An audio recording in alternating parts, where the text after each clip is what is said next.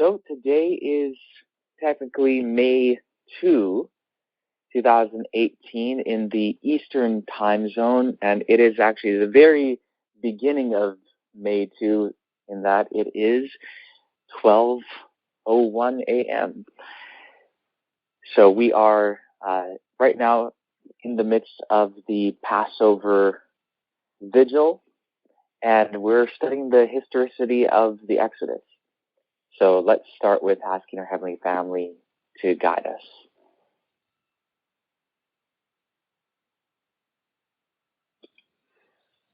Heavenly Family, thank you so much for Passover. Thank you for giving us opportunity after opportunity to understand who you are and to understand what your message is. Please help us. And just please help us all to remember the principles that we've learned so far in this message and to be able to think rightly about the questions currently before us. Thank you. We ask this knowing that it is according to your will, and we ask it in the name of Branch. Amen. Amen. Amen. So I'm hoping that most of us here are grasping the principles involved with this.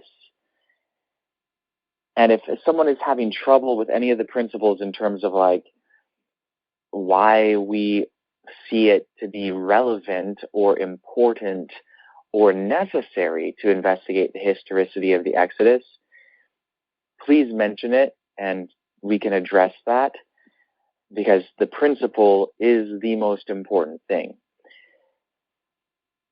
However, it's great when we are all on board with the principles, because that's when we can get into kind of the nitty-gritty of things.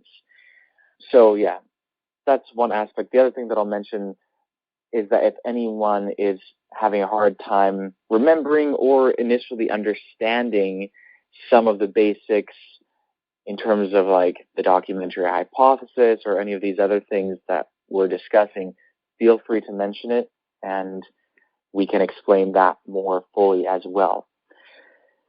So right now, I kind of want to mention a little bit more about what is presently the state of scholarship when it comes to the Exodus. And I do not by any means claim to have a full understanding of this subject. In fact, I haven't read a whole lot of different scholars on this subject.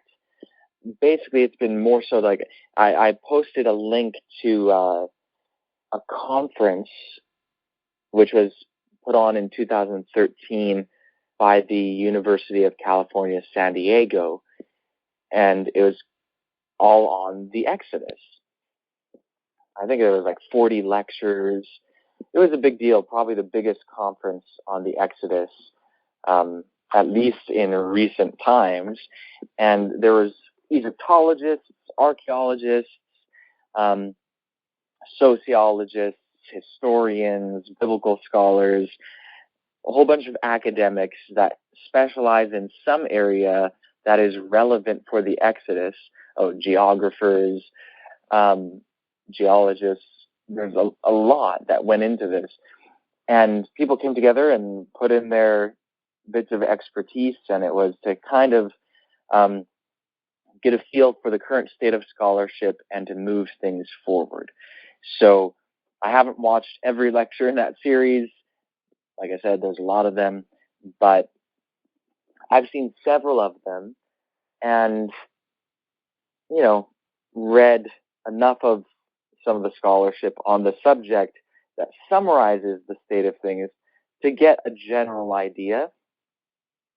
And basically, there's a few different issues. So, as I mentioned in our last session, the idea of the Exodus and the idea of the conquest of Canaan are connected to some extent, though they're not like totally inseparable in every respect. But most archaeologists who deal with this question have kind of dealt with the issue more broadly of like, okay, who were the ancient Israelites? And can we find ancient Israelite sites in the land of Canaan? And there are actually many ancient Israelite sites that were found, not only from later times, after the time of David and Solomon, but even from the period of the Judges. So going back before the time of Saul, David, and Solomon. And at these Israelite sites, there's a certain type of architecture. It's a 4-room house that helps archaeologists identify, like, oh, yes, this is an Israelite home. And there is, there's even some places with, like, Hebrew inscriptions and so on.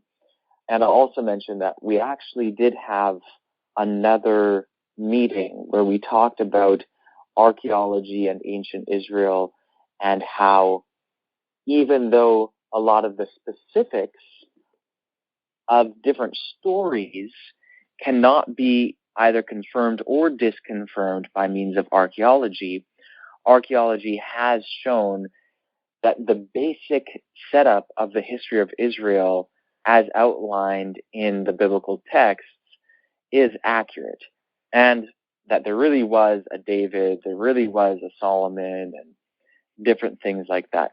Even though there is a school of academics, and what I mean by school in this instance is a thought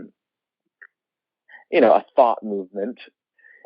There's a school of thought within academics that does deny the existence of David and Solomon and all of that, but it is a minority position, and really the evidence is so strongly set against those positions that, like, ultimately it just comes down to explaining away evidence. So it's like this movement started before certain really important archaeological finds and, denying David and Solomon and all of that. And then there were actually inscriptions from within 100 years of David's time that mention David, and some within this school of thought just simply denied that it's a reference to David and just try to find another way to interpret it when it's like really, really obvious. And so, anyway, so there's the overwhelming majority of archaeologists and scholars recognize that there's a lot of evidence for ancient Israel. And so we went through that in another meeting. I'm not going to repeat all of that information.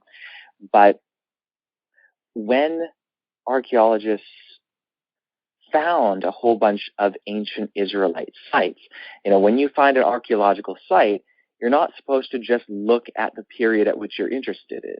Because when you do archaeology, you are actually destroying much of the remains, in that you have to dig it up and you have to move things around. And in the process, some stuff may unfortunately get broken.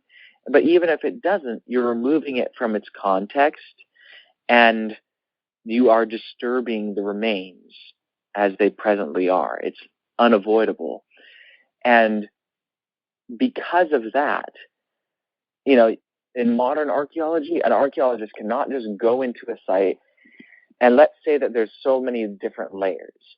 So you have the modern era layer, and then underneath that, because the further down you go, the more ancient you get. And so beneath that, you have an Islamic period where Muslims inhabited a certain archaeological site. And then below that, you have Byzantine Christian. Then below that, Second Temple Jewish. And below that, First Temple Israelite, and, going down to the a Canaanite period before that, let's say. So let's say you had an archaeologist who's really only interested in the Canaanite stuff.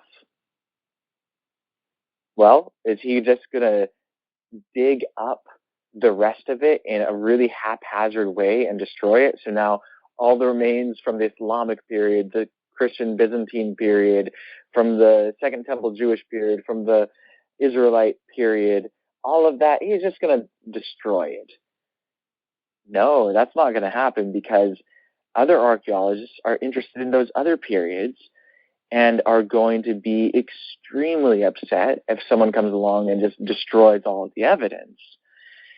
So archaeologists, when they deal with a site, they have to deal with all of the layers, and they can't just do the one that they're most interested in. So when archaeologists found ancient Israelite sites, they had to also deal with all the layers at that site, and thus, you end up determining when this site was founded, who inhabited it, the estimate of the population of the site, if there was a time when that population size changed dramatically, all those things. And were the Israelites the first to inhabit this site? Was this founded by Israelites, or was it founded by other people and Israelites took it over? And how dramatic is the change from a pre-Israelite period to an Israelite period? And then also, when you look at one archaeological site, you can't look at it in isolation. You have to look at it in comparison to other sites, whether they're Israelite or not, to try and get a context. So let's say you have an Israelite site, and a quarter of a mile away, you have a Canaanite site. And another, half a mile away from those two sites is a Philistine site. Okay, well, you kind of should look at all of them, because those sites are close enough in proximity to one another that if you want to understand the lives of the people there, you should know the neighboring area. So anyway, there's a lot that goes into archaeological understanding. And when archaeologists began to really study ancient Israelite sites, what they found is that all of the evidence at those sites strongly indicates that they were indigenous to the area. In other words, I'll give an example.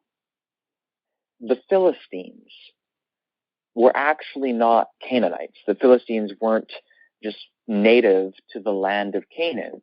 The Philistines came from across the Mediterranean Sea and were actually like ancient Grecian peoples from Greece and perhaps from other islands as well. But they came basically from ancient Greece, and they were totally foreigners to Canaan. So they came, they destroyed Canaanite sites, they took it over, and they had their own, unique culture, and that culture is visible in their pottery, in their architecture, in their iconography, in their instruments, everything about it, their language, clearly different from the Canaanites. Okay, so it's really easy archaeologically to recognize if you have a foreign nation or a foreign people enter a new land, because their culture is different, their language is different, everything's different, and it's recognizable visibly, physically. Ancient Israelite sites aren't like that. Ancient Israelite sites are just like the Canaanite sites. In fact, the ancient Canaanite language and the ancient Israelite language are the same language. Hebrew and Canaanite are the same thing. And so now, obviously, over time, they drifted apart from each other, but at the earliest stage of the Israelite period, it's the same. And it only very slowly changed, Israelite language very slowly changed, and Canaanite language changed very slowly as well, and gradually drifted apart from each other, but still remained sister languages as long as Canaanite lasted. But it's the same language, their pottery is the same, so much is the same, and there's just a few things that really make one able to distinguish between an Israelite site and another site from indigenous Canaanites. So this is really a big reason why archaeologists are like, whoa, these ancient Israelites, there's like no reason from the archaeological remains to think that these people came from Egypt. Like, if they spent, 215 years in Egypt, you would think that there'd be some sort of Egyptian cultural influence that would be present in the archaeological remains. That would just be expected. Or, like some sort of evidence, even if there's no specific cultural remains from Egypt, you would think that there would be some sort of evidence of them occupying the land. So, there's this story in the book of Joshua of all these cities being taken over. And then it's like, okay, but there's some conflicting evidence between Joshua and Judges in regard to that. So that's a problem. And so I'll mention there's one book by an archaeologist named William G. Deaver. He is a very prominent archaeologist, one of the most respected people in the field. And by, some archaeologists, he's considered more conservative because he actually thinks that the writers of the Bible knew stuff and had accurate history, even though it wasn't wholly accurate. But the way he puts it is they could be good historians when they wanted to be. It wasn't their purpose in every instance to write history, but when they really wanted to be, they could definitely be good historians. So he wrote a book called What the Writers of the Bible Knew and When They Knew It. He wrote another book called Who Were the Early Israelites and Where Did They Come From? And basically the answer that he gives, and this is the dominant position among archaeologists now, is that the early Israelites were in fact indigenous people to the land of Canaan. They were in fact Canaanites. And where did they come from?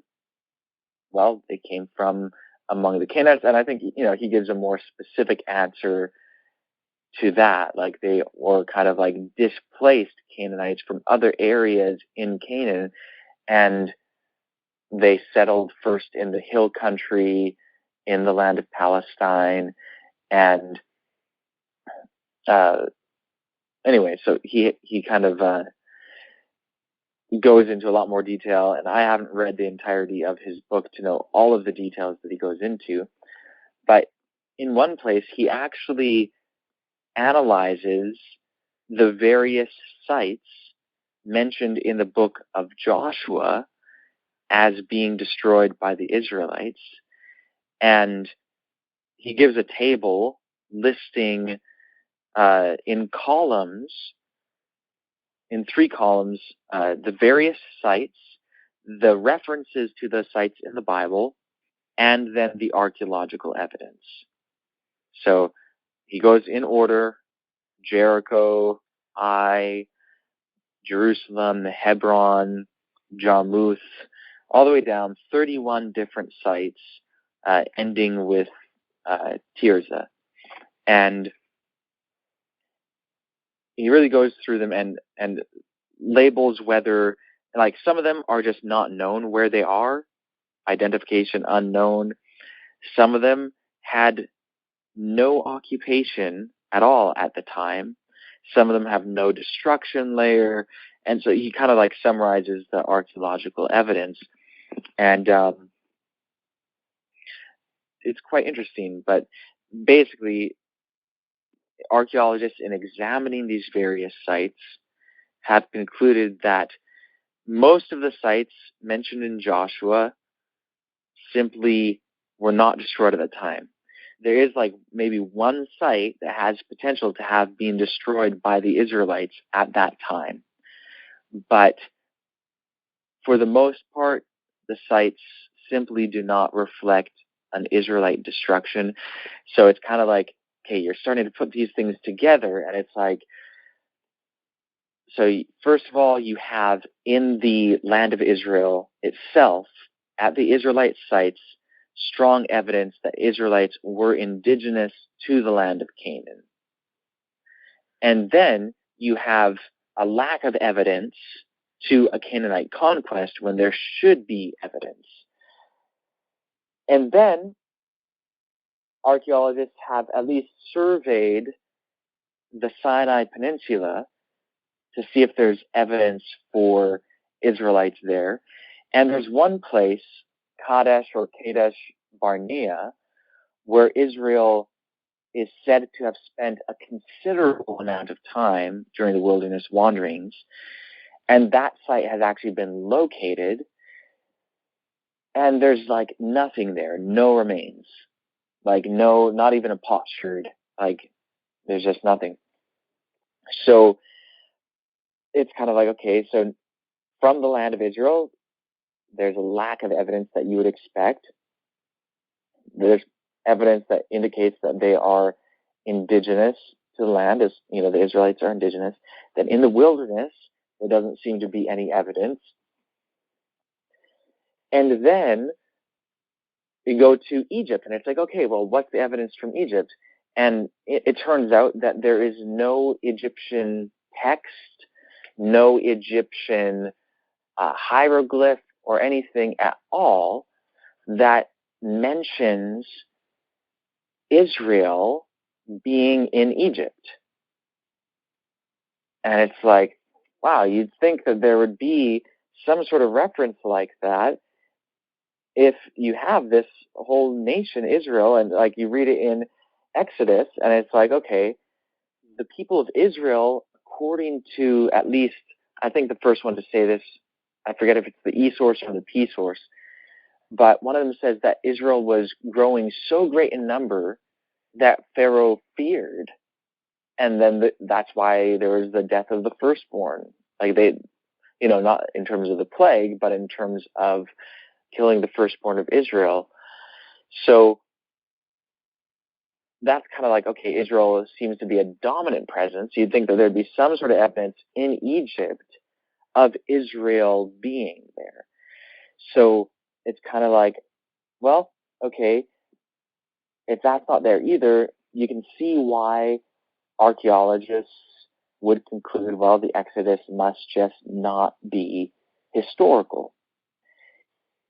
But then you kind of have some stuff that seems to go in the direction of the Exodus. So even though you don't have Israel mentioned as being in Egypt, there were other Asiatic peoples who are mentioned as being in Egypt. So you have like the Hyksos. And the Hyksos actually basically took over Egypt for a while, and they were a Canaanite people. And so some people think, well, maybe they are to be connected with the Israelites, possibly in some way. But it's interesting because it's not that there's no mention of Israelites in Egyptian writing. There actually is. They're just not spoken of as being in Egypt. The first reference to Israel anywhere in literature at all that we know of, at least like in terms of archaeological finds and all of that, is in Egypt on the Merneptah stone. It's from like about the year 1200 BC. And they know the exact year. It's something like 1204 or something like that. And in it, it mentions the people of Israel in the land of Canaan. And in it, Merneptah Pharaoh Merneptah is like bragging about destroying all these people, and archaeologists know that he's exaggerating, but he said, and Israel is no more. The people of Israel are no more. Like, I destroyed them is what he's claiming. So archaeologists often point out the irony that the very first proof of the existence of the people of Israel is claiming that they no longer exist, when clearly they do, because they continue on for many, many centuries after that. I think the second mention of Israel in archaeology too also claims that they no longer exist and that they were destroyed, but it was by a different person. In any case, it's not that ancient Egypt didn't know about Israel, and it's not that they didn't know them by the name Israel. No, they knew of the people Israel, but there's just no mention of them being in the land of Egypt. So the Hyksos, on the other hand, from what I know about the Hyksos, yes, they are a Canaanite type people, a Semitic people that bears some resemblance to the Hebrews. One of the Hyksos rulers, now again, this is a Hyksos ruler in the land of Egypt. His name is Yaakov, which is indistinguishable from the Hebrew name for Jacob. So that's kind of interesting. But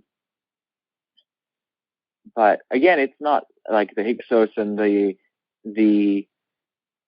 Hebrews are like identical when comparing the Bible and the Egyptian records. And they ruled from like the 16th century BC on forward into the basically until I'm trying to remember the exact date. I think it was into the 13th century. Yeah, once you get to like basically then there was the beginning of the New Kingdom, it's called, the New Kingdom of Egypt, and then shortly after that there was actually a collapse, not only of the Egyptian empire, but of most of the empires of the ancient world in about the year 1177. And then after that is when a whole bunch of new empires start to arise. So after that is when you get the rise of Assyria and the new Babylon, Neo-Babylon, and Israel, and several of the other peoples that you read about in most of the story of the Bible. So anyway, there are people like the Hyksos and the Shasu. These are Semitic peoples, yes, and some of them dwelt in Egypt, and there are several times where people of those peoples traveled back and forth between there and Canaan, and there were people who were enslaved and escaped and all of that. So generally speaking, like most archaeologists would say that there were Semitic peoples in the land of Egypt who ended up being there for a time and then returning to Canaan. So in that sense, it doesn't really, like the idea of an exodus doesn't really conflict with things, but just most archaeologists would say that the way it's told in the Bible is not evidenced and is against evidence, but the general overview of an Asiatic people in Egypt and then leaving makes sense. Like that works no problem. But at what point do you call that the Exodus? And one of the major problems is that when you look at the things from Egyptian evidence and from, like anything that you might find that could be considered evidence for the Exodus, one of the major problems is that it's actually scattered over a period of centuries. We're talking like 600 years or so. So you have things that do seem to connect, but it's scattered over like a long period of time. And so people have a hard time saying, well, that is an event. Some people are saying, oh, well, this one event back in the 16th century, this matches with the Exodus, so this is it right here. This is the real thing. But then what about the other stuff from later? That kind of doesn't seem to fit then. And then other people look at the stuff from later and say, oh, this matches, so the other stuff from earlier can't be it.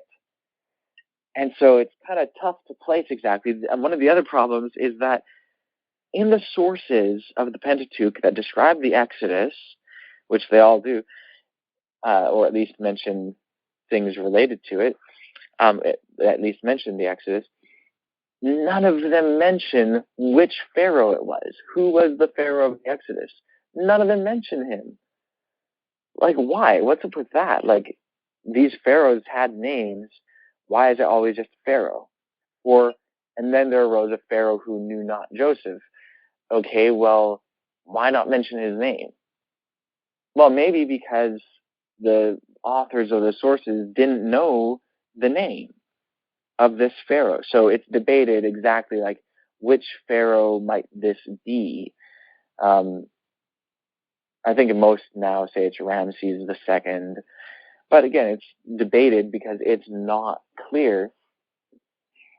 So other historians look at this picture and say there's a series of connections of things that kind of relate to the Exodus story, ranging over 600 years or so. But there's nothing that we could really pinpoint as being the event. So what it is that the Exodus, as we know it, is really just a collection of memories of a whole bunch of different things that took place. So you have people in like, whatever, the 9th century, the 8th century BC, who have heard stories, they have memories and maybe some texts from earlier, and it's all just different pieces of stuff scattered over a long period of time, and they're kind of compiling it together into an event that we call the Exodus. So, some scholars take that kind of approach. So, really what I'm trying to do right now for you all is to just let you know, if you're not aware of the basics of the issues involved and what kind of needs to be addressed in order to examine the historicity of the Exodus. Now, I mentioned before also that Richard Elliott Friedman recently wrote a book, it's actually called The Exodus, in which he argues that the Exodus is actually historical. Now, when I say that, it's not that he says that the picture that people usually have of the Exodus is correct, but nonetheless, he does argue that there was, in fact, an Exodus. Okay, so here's the thing. Even before I mention some of the stuff from Richard Elliott Friedman, I'll mention that we, in this message, have come to learn that there's science and there's pseudoscience, and that applies to basically every field of science. And history is what someone would refer to as a soft science. Archaeology is kind of, heading more toward being what some people would call a hard science. And really, archaeology is still history too, though. But there's pseudo-history and there's pseudo-archaeology. And, of course, there are those who aren't even really archaeologists who claim to have proof that the Exodus happened and present evidence that really does not even address the issues that need to be addressed, and some of it just isn't even doing real archaeology at all, and it just presented, and only those who aren't familiar with archaeology would consider it really convincing. So we've talked about some of this before, and even unfortunately among Seventh-day Adventists there has been some pseudo-archaeology, even though, by the way, among Seventh-day Adventists there is legitimate archaeology as well. And La Sierra University actually has a whole playlist of archaeology videos on their channel. It's a show that they put out called Excavating the Bible. And one of the hosts, kind of the more passive host on that show, is an archaeologist named Lawrence Garati. And he's a Seventh-day Adventist. He's a professor. I think he was even the president of La Sierra University. And he's an archaeologist. He actually gave one of the first talks at the UCSD Exodus conference. So, like, he's a known and respected archaeologist among archaeologists. And, you know, he and other Seventh-day Adventist archaeologists acknowledge that there really is no evidence for, like, the Canaanite conquest and stuff like that. And they actually go and do real archaeology and, deal with sites. And they actually went to a site that is spoken of in Joshua, and Joshua it claims that the Israelites destroyed that site and so on and so forth. And they went there and they excavated it, hoping to find evidence of the conquest, and found none, and were honest enough to admit that it just wasn't there. There's just no evidence there. But most archaeologists, including they themselves, the Seventh-day Adventist archaeologists, would say that the period of the Judges, as recorded in the book of Judges, matches very well with the archaeological remains of ancient Israel. So, there are legit Seventh-day Adventist archaeologists, and their perspectives don't differ greatly from other archaeologists in the field because, hey, this is science, and people are accountable to one another, and there's peer review, and, if you kind of go about things dishonestly, you will lose your reputation. That's just the way it works. So, anyway, it's very important not to allow ourselves to kind of go with our biases, and let's say we want the Exodus to be historical. Well, we might just buy into someone's theory or someone's proposed evidence or proof that, hey, this is what happened, without really getting into it. So here's the thing. Any explanation of the Exodus, like if it is historical, it has to take into account the fact that the Torah is written by multiple, or the Torah is a compilation in essence, and a combining of several originally separate sources that say different things about the Exodus. They have different pictures. Like we talked about before last year, how one of them does not have a crossing of the Red Sea. Another one does, but they're really different from each other. That's just one example. And one of them has the armies of Pharaoh as they're chasing the Israelites. It's not the Red Sea that stops them. It's some problem that takes place with the chariot wheels. So, that's in the Bible, but we always miss it because we're overwhelmed by Israel being going through the Red Sea and the armies of Pharaoh being swallowed up in the waters as they're in the midst of crossing. Well, in another source, it says that they were tossed into the Red Sea. Not that the sea was split and they were, found themselves in the midst of it. No, they were tossed into it in one of the sources. So we have different explanations within our sources, and that all has to be taken into account. So again, any explanation of the Exodus must take into account the different sources, because they are our sources for the story. Like, that's where we get the story. So it has to take it into account, not in terms of its combined state, but in terms of the actual sources within the Torah. The next thing is that any explanation of the Exodus has to take into account the evidence that Israel was indigenous to the land of Canaan. That's not just evident in the archaeology, it's also evident within the texts that were later compiled into the Hebrew Bible.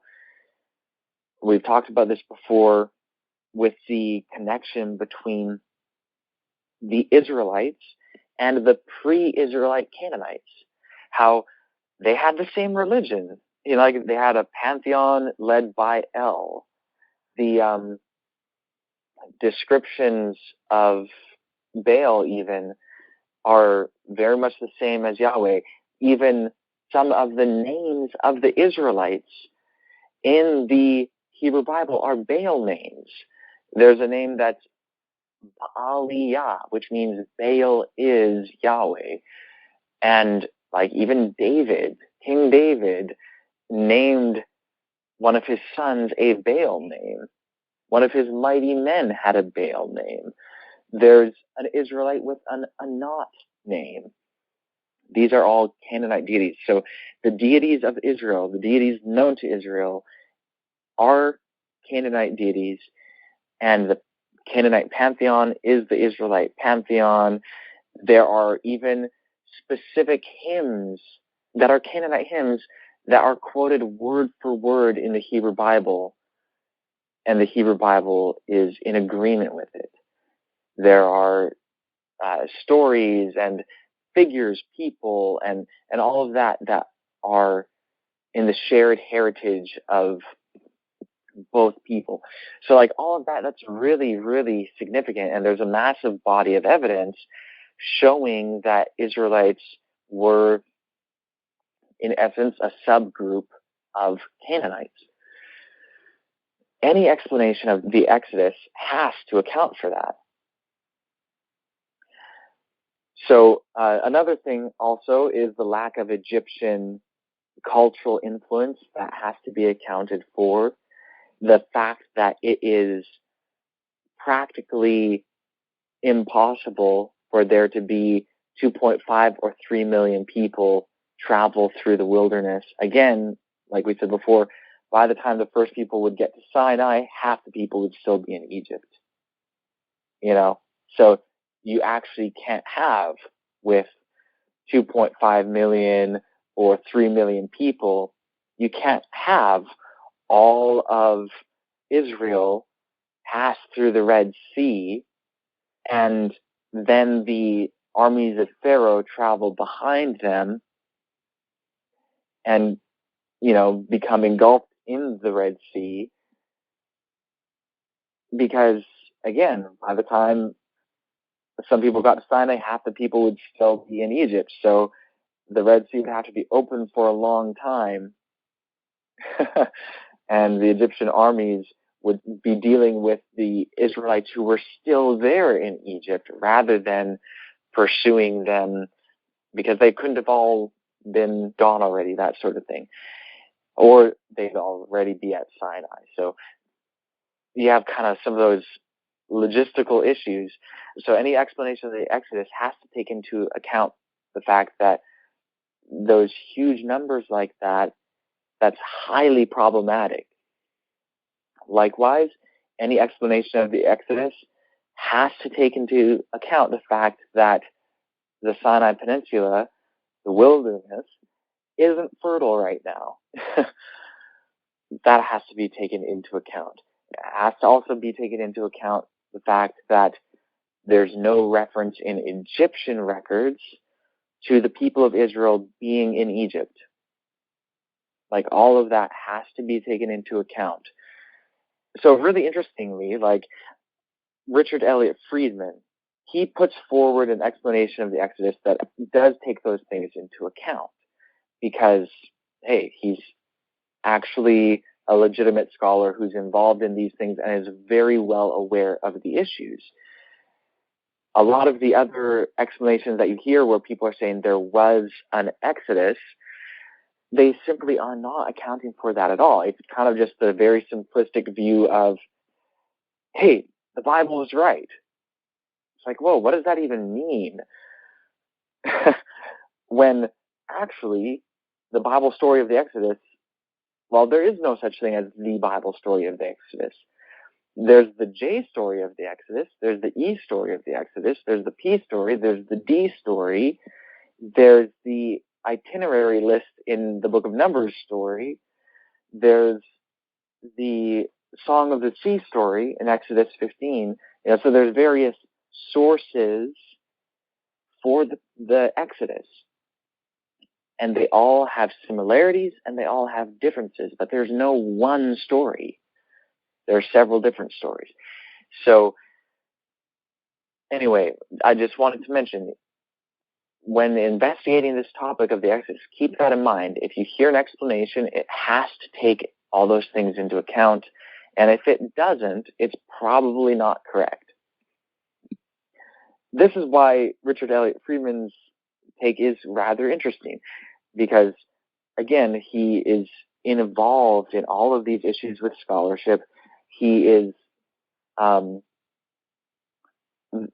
very well established in the field for a good reason. It's because he has a scientific approach to investigating the history of Israel and the history of the Bible. And also he's very well acquainted with the relevant languages and with the archaeology and all of that sort of thing. Also, I think one thing that you guys should keep in mind now, here's the thing.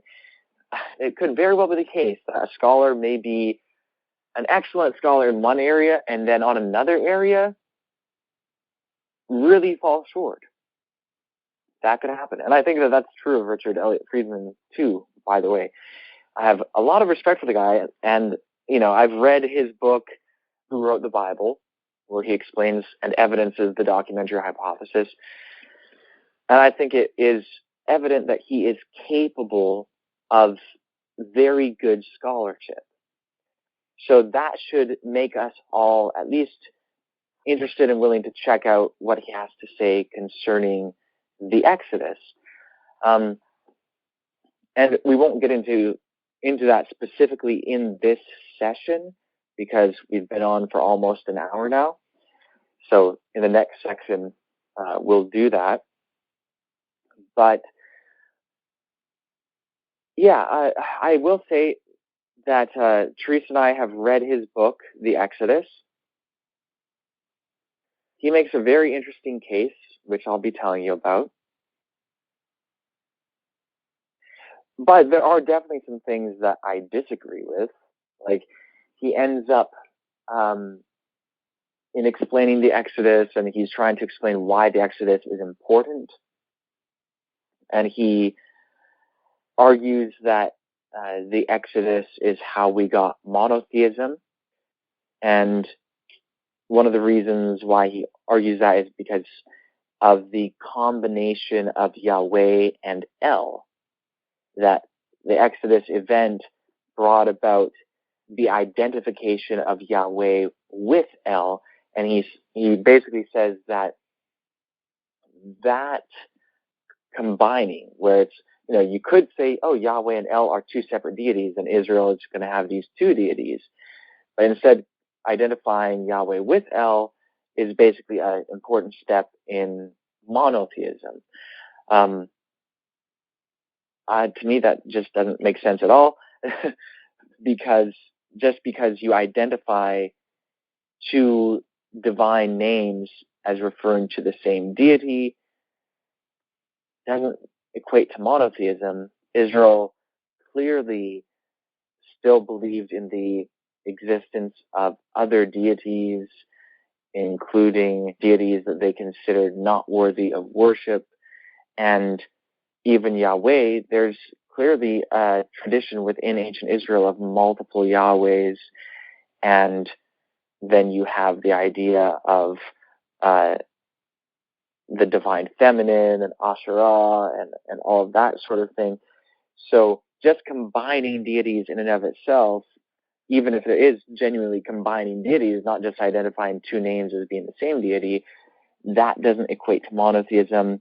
And in fact, in the land of Israel, prior to Israel dwelling there, so in the land of Canaan, there's actually combined deities, as it were, hundreds of years prior to Israel's existence.